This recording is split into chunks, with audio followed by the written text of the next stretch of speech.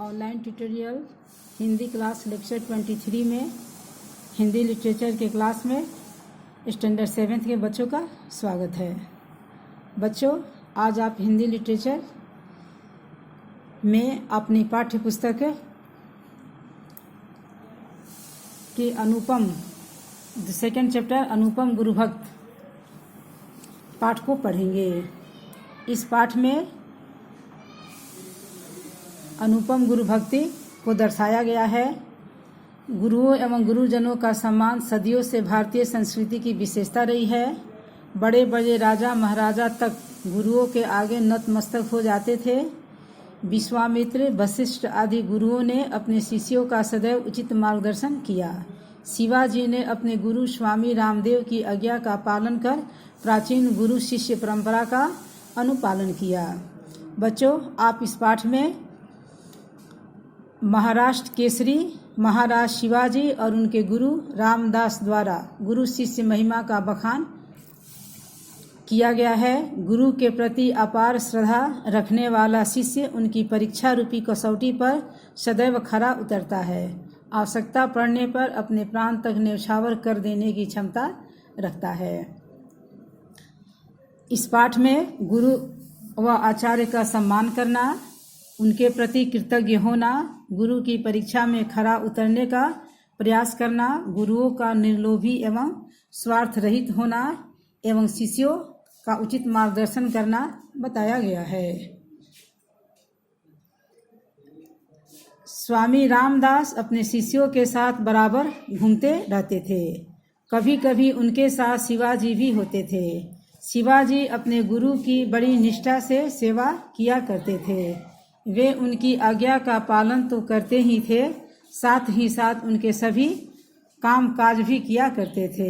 उनकी गुरु भक्ति स्वामी जी के प्राणों में आनंद पैदा करती थी। एक बार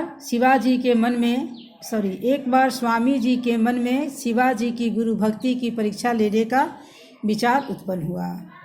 वर्षा के दिन थे, संध्या हो रही थी, आकाश पर बादल छाए हुए थे। स्वामी जी चरपाई पर जा पड़े और हाथों से अपने पेट को पकड़कर जोर जोर से कराहने लगे। शिवाजी को जब पता चला तो वे उनके पास दौड़े दौड़े आए। उन्होंने स्वामी जी से बड़ी विनम्रता से पूछा, गुरुजी आप क्यों करा रहे हैं, आपको क्या कष्ट है? स्वामी जी ने कराहते हुए उत्तर दिया, कुछ मत पूछो शिवा, मेरे पेट में बड़े जोरों की पीड़ा हो रही है।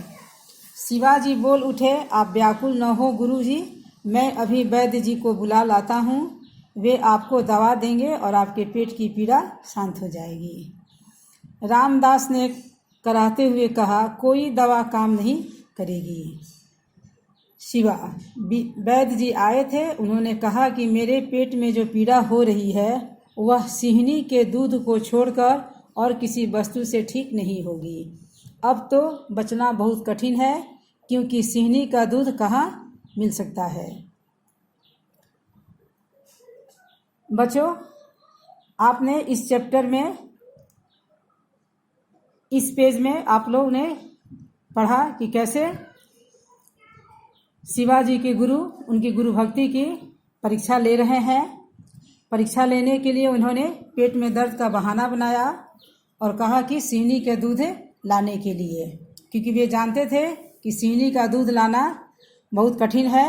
फिर भी उन्होंने अपने शिष्य की परीक्षा लेने के लिए कहा कि मुझे सिहनी का दूध चाहिए, उसी के दूध से मेरा पेट का दर्द ठीक हो सकता है।